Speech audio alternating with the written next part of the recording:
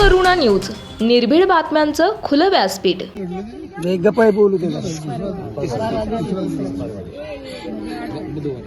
बुधवारी पहाटे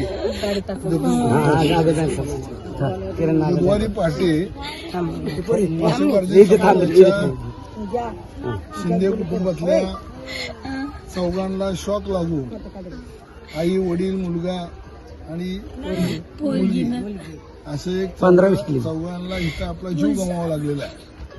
वास्तविकता मी आता माहिती आणि चौकशी केल्यानंतर आपल्याला असं समजलं की इथून कुणीतरी लाईट ते चोरून गेली होती। त्यांचा त्याच्याशी काही संबंध नसताना हे निव्वळ इथं राहत आहेत आणि ह्यांची टीव्हीची केबल तिथून गेली होती।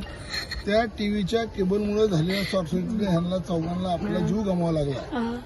याला जबाबदार कोण हे पहिल्यांदा शोधलं पाहिजे। या भागामध्ये लाईट चोरी होती, याच्यावरती एमएससीबीच्या अधिकाऱ्याने आपला अंकुश ठेवला असता आणि जर इथली लाईट चोरी होऊ दिली नसती, आकडे टाकले गेले नसते, तर या चौघांना आपला प्राण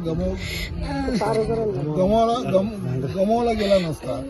त्यामुळे ज्या अधिकाऱ्याच्या चुकीच्या सिस्टममुळे हे घडलेलं आहे त्या अधिकाऱ्यावर मनुष्यवधाचा गुन्हा दाखल करावा आणि ज्या कुटुंबाने आपले प्राण गमावलेले आहेत त्यांना शासनानं जास्तीत जास्त रक्कम देऊन त्यांचे पुनर्वसन करावं।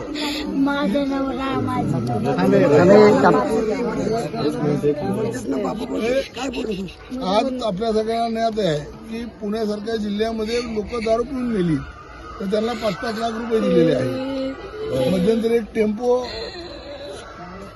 पावसात खड्ड्यात गेला, नदीत का खड्ड्यात गेला, त्या लोकांना 5-5 लाख रुपये दिलेले आहेत। हे जिकडे ऍक्सिडेंट होईल तिकडे सरकार देते, पण आम्हा गरिबांकडे लक्ष द्यायला सरकारला वेळ नाहीये आणि जर तिथे वेळ दिला नाही तर विरोधी पक्ष आंदोलनाच्या तयारीत आहे आणि या कुटुंबांना त्यांच्या पुनर्वसनाची जबाबदारी घेऊन त्यांचं पुनर्वसन करण्यासाठी सरकारवर सर्वोपरी आपण प्रेशर आणणार आहोत आणि या कुटुंबावर जी शोककळा आलेली आपण त्या माणसं परत भरून देऊ शकत नाही।